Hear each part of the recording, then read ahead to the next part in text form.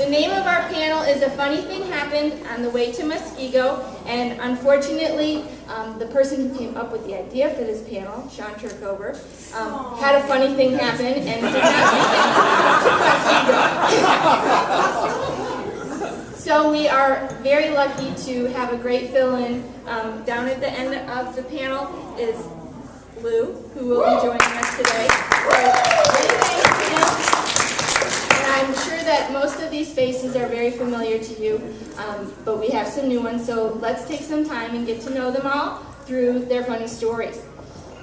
Funny things that have happened to them in the process of publishing and the road to publishing, and some things that are kind of not related to publishing at all. When we first get started, our heroes are often very important to us when we're starting on that ladder up the road. And Tom has made some really, really great impressions on his heroes. Yes, I'm Tom Schreck, and last year, in fact, at Muskego, I was really excited because my buddy here and one of my literary heroes, Reed, called me and they was jammed up and needed to share a room, so we were going to, we bungled together. And I kind of, I said, well... And you are all invited to the wedding. There's nothing quite like running your fingers through the sensuous hair. Sometimes I just stare off dreamily. So I warned Reed I'm a little bit of a neurotic sleeper, and he said that's no big deal. But what he didn't anticipate was the whole bevy of sound machines and the whole matrix of things that have to be checked off for me to go to sleep. And I have this. When I travel, I have my. I'm not kidding. I have. I can testify. I read it. At least you didn't have to have the dogs in the bed with you. That's true. I would have preferred that. Yeah. I travel with a sound sound gizmo on my computer that has the sound of rain. So it's just white noise that covers. In case anybody should have the nerve to talk in the room next. So I warned Reed about this, that I prefer that, and I prefer the TV to be on while I'm sleeping. So, problem with, and Reed was, that's fine, Tommy, that's fine, don't worry about it, that's great. Problem is with the sound machine is that every 9 minutes and 26 seconds it dies off. So it's rain, it's like shh, and then at 9 minutes and 22 seconds it goes shh.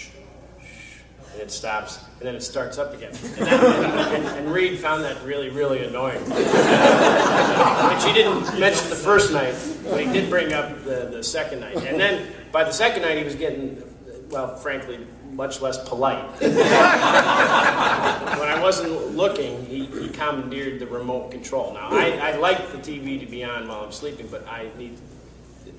Next thing you know, Coleman's got the remote and he's flipping back and forth. So that was the first night, and then the second night.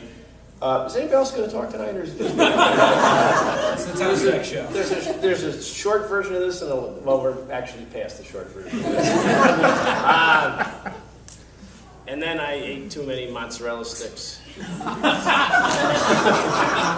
I can testify. On a Saturday night. And I might have had a cocktail or two, and there were some gastrointestinal challenges.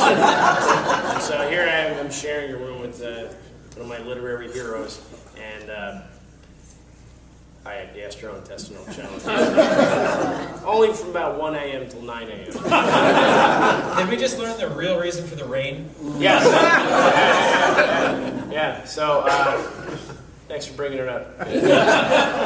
Well, Reed is not the only hero that you've impressed in your climb up the ladder. Yeah. No, he isn't. You impressed Dennis Lehane as well.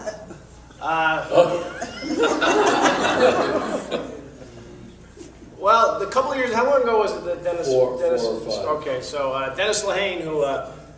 He gets, like, his advances are like twice as big as mine. So he's a neat guy to meet. And we got breakfast one morning.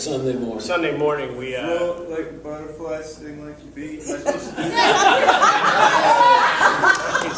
Nice. Well done, Paul. Is that wrong? No, you did it right. Now what happens? You finished it up. Oh, okay. And so I started recounting my one of my careers in college I was the towel boy at the Albany Jewish Community Center Health Club, where old Jewish guys would come in, take their clothes off, and take a schwitz. Schwitz, which is Yiddish for sauna. And then they would play nude bridge for 4 hours and yell at each other. And I would sit at the towel station, and if I did a good job, I got a quarter tip. The towel station, the chair was a regular chair, so I was at this level. And remember, the guys came in, they took off their clothes, and they took a schwitz. And then, the man's name was Leon Ziebert. Leon would come over and say, "Tommy, you got a Q-tip?" I have to find a Q-tip, and gravity isn't a great thing. And my seat was right about this level, and I'd be reading a book or something, and I'd go, "Whoa!"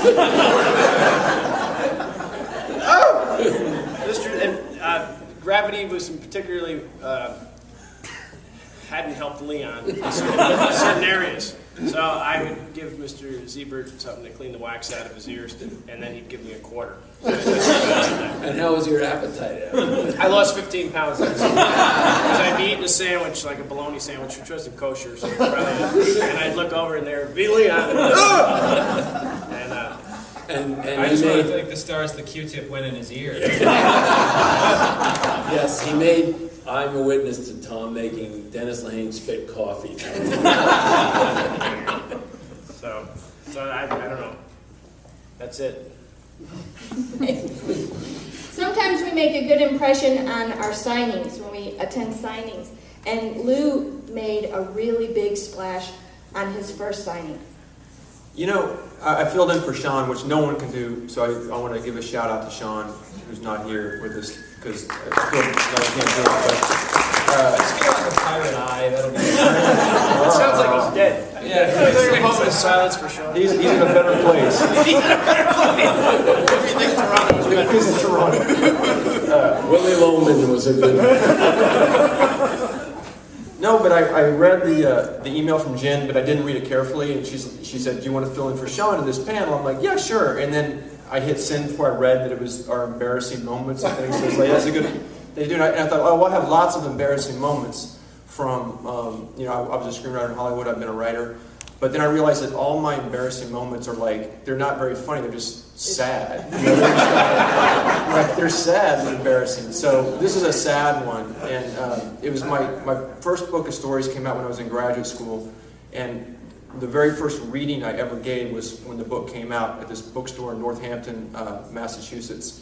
And I went, and it was a big turnout because I was in grad school. So I was a TA, all my students came, all my friends came, my professors, people in Northampton, and it's this big crowd, and I was really nervous to start with, and I started reading, and I'm a bad reader, and I still am, and so I was even more nervous because of that, and then I started getting really hot, and I got hotter, and I started thinking, I'm just nervous. That makes sense, that I'm getting hot and a little sweaty and flushed, and what I realized pretty soon, this was not normal kind of just nerves. And it would turn out later that I had come down with adult chicken pox, which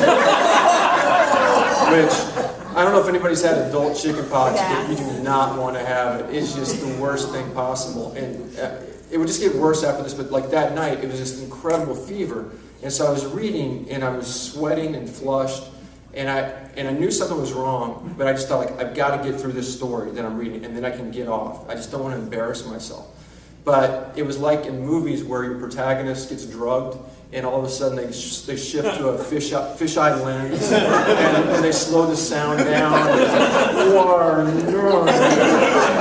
and all I could see in this audience of like 85 people were just their mouths, like they all seemed to have like open mouths, and it was just this really horrific thing. And then at that point, I don't even remember anything else, and it wasn't until afterwards that people told me that I had started to try to take my shirt off. I'm not kidding. And then I couldn't see, but luckily I didn't know how to work buttons. So this shirt didn't come on.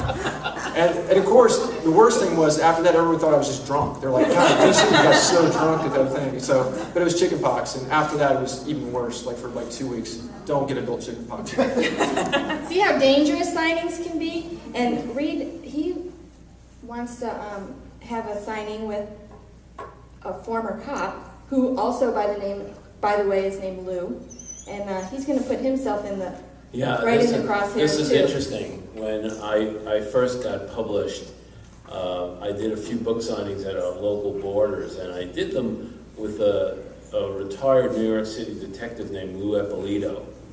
And some of you may know that name, and some of you may not. Lou Eppolito was this guy whose whole family had been in the mafia, had been in I believe the Gambino family.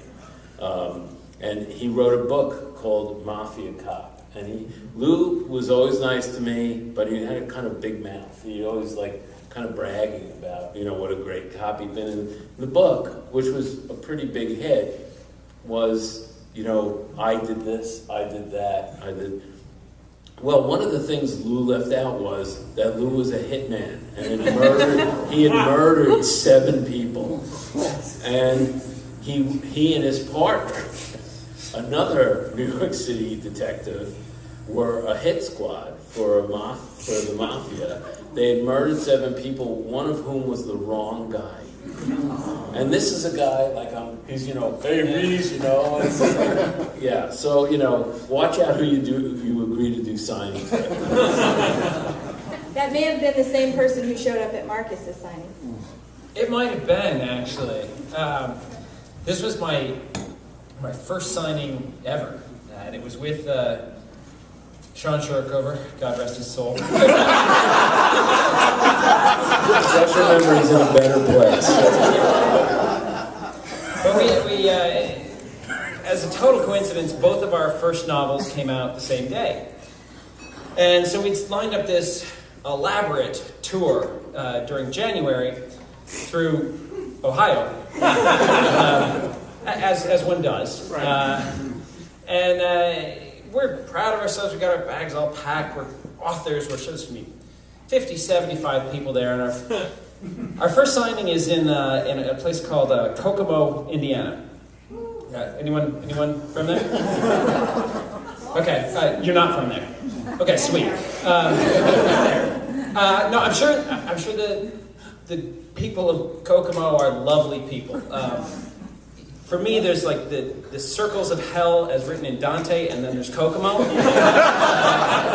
But I'm sure it's not their fault. It's our very first signing, and the guy who ran this bookstore had said that he was going to get local radio in to broadcast our book signing, which really should have been a clue right there. But somehow wasn't. So we're like, this is fantastic. They'll get all of Kokomo will rise as one and come to this bookstore. So we drive out there and we walk in, and there's a wall of our books. I mean, it's everything you could want out of your first book signing. As we step inside the door, stacks 4 deep and 10 high, and the guy looks over at us and he says, I couldn't get radio. Just in that voice, like it was just an idea he'd had. Not that he'd ever spoken to the radio station or anything. Okay, so we agreed to 4 hours in this bookstore.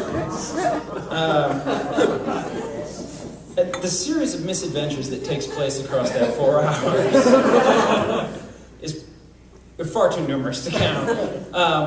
But to give you some highlights, we are at a folding table, sitting in front of our massive wall of books for 4 hours, during which time 2 people come in the store.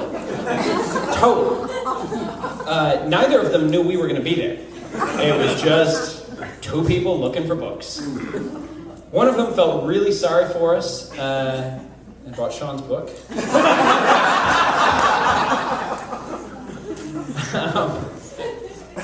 The other was really delighted that there were 2 actual crime novelists there, because he had a passion, a yen, a drive, you could say, for true crime novels.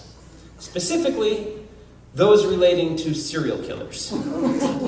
He had read every single true crime book, to my mind, ever. Quite possibly ever written by anyone. But certainly, as long as the death count, the body count was like 12, and they were horrific, this guy had it memorized.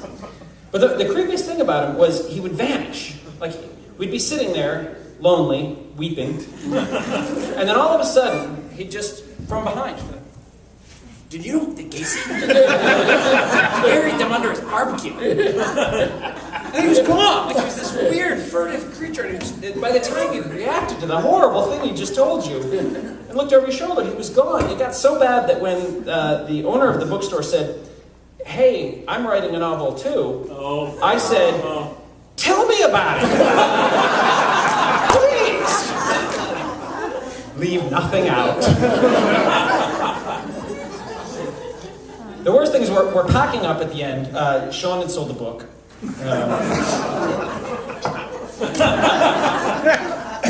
And we're going to stock sign at least. All this massive wall of books. They'll be sold eventually, you know, because So the guy comes over and he brings 2 copies of Sean's book and 1 copy of mine. You know, sales record. And he asked us to sign them. And he said, "What about..." I was like, "Oh, I knew we weren't going to sell those. I just wanted you to be impressed when you walked in. I wanted you to feel good about yourselves." And at that exact moment, as our jaws hit the floor with an audible thump, serial killer man leaps out from behind a stack of books and says, "Hey, you guys hungry? I know a strip joint does great chicken wings." I swear to God, I know a strip joint does great chicken wings. Maybe we could kill a hooker after. We're in Kokomo.